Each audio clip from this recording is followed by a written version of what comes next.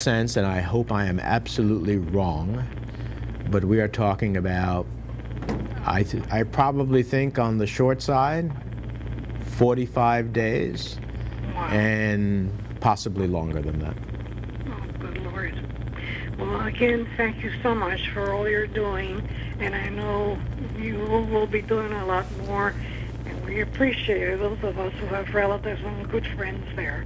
Thank you, Senator. Thank you, Freeholder. Commonwealth knows the people and the island better than any federal entity. And so, you know, one of the things I've stressed when I met with the FEMA director, you know, for example, this is an economy that's challenged to the extent that that we're going to be doing things on the ground and hiring people to do it. We should be looking to hire the people of Puerto Rico. There's no one who is more passionate, more loving, more giving, more committed, despite everything that's happened. It's amazing how many people I talked to. I said, "Are you going to get out of here?" And they said to me, "Oh no, I don't walk away from a bad time, or I have my casita here and I'm not going to go, or family and this and that." And so, you know, one of the things I hope that the federal government will do as they do this is to work closely with the Commonwealth and with mayors of communities, regardless of which party, because they know best. And Hi, Senator. This is Dr. Roque. How are you? Hey, Mayor. How are you? Good. First, let me say thank you. I know it's not easy what you're doing, and the situation is terrible. I've done a lot of disasters. I believe you are right. Sounds like Puerto Rico's SOL, shit out of luck, and I tell you, the way people see it, we need to all now get together and try to help. And I'm pretty much will have a pretty good sense of what the type of devastation that will take place without seeing it.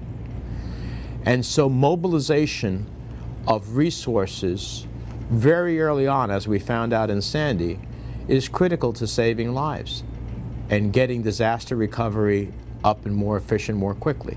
And it bewilders me that we had to wait to know that some of the disaster, to know that there'd be bridges washed out, roads impassable, to know that there would be secluded communities, to know that there'd be no electricity, no communications. I mean, some of these things are foreseeable. I'm sure there are other things that are not, but some of these things are, and it's failure of our government not to be pre-positioned and ready in order to meet that type of challenge you know is coming. This is not a question, but more of a comment. I want to thank the Senator for, as usual, coming up to the task and committing himself to helping us at the island in this critical moment of our history, where historically we've been practically wiped out. And I just want to thank you, Senator. Well, thank you, Lydia, and thank you for the work that you all do as well. And we're in it together. You know your friends in bad times. And I, like I said, I commend you to coming to the forefront and championing this issue for us. And I feel a lot better knowing that you're there, being the watchdog. Thank you. Well, I'm in it for the long You're haul. very welcome. I'm in it for the long haul. Thank you. Thank you. One, to thank you for the call. Two, to thank you for going down to Puerto Rico. And third, thanking you in advance for what you're going to be doing for Puerto Rico. Well, thank you. Es de obligación. I know, but you know how I feel about Puerto Rico. And, I know. You know, I'm working day and night, so thank you. Thank you. Catila, it's interesting to hear about Taínes Unidas. That sounds like a great, initiative, and I'll have my staff follow up with you, especially as to how that actually, how it took place for what you were able to do, and to think about how we can give it a amplification. And I have no problem. I've learned over the course of 40+ years in public service, if you want to get something done, you give it to a woman. So I have no problem with that at all.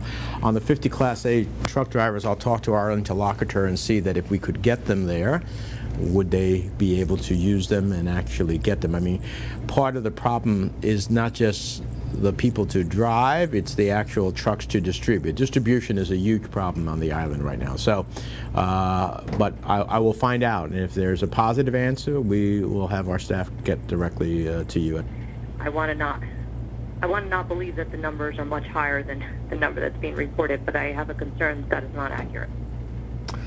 Well, it is our hope and prayer that that number stops right there, but I don't think anybody knows, because when you have secluded communities that have not been accessed other than an occasional drop of food and emergency supplies, you can't tell, in fact, whether everybody is accounted for. You can't tell in Vieques whether everybody is accounted for. You can't tell in Culebra if everybody's accounted for. So the reality is that I pray to God that the 15 is it, but I think it would be beyond anybody's scope to say they know with definitiveness at this point, because you just don't have access to many of the communities. And the other challenge is, if we cannot turn around the living conditions, there's a challenge, not those who died as a result of the storm, but those who could potentially die as a result of the aftermath and what's left behind. And so it's a real concern. I don't think we'll have a hard number for a while yet.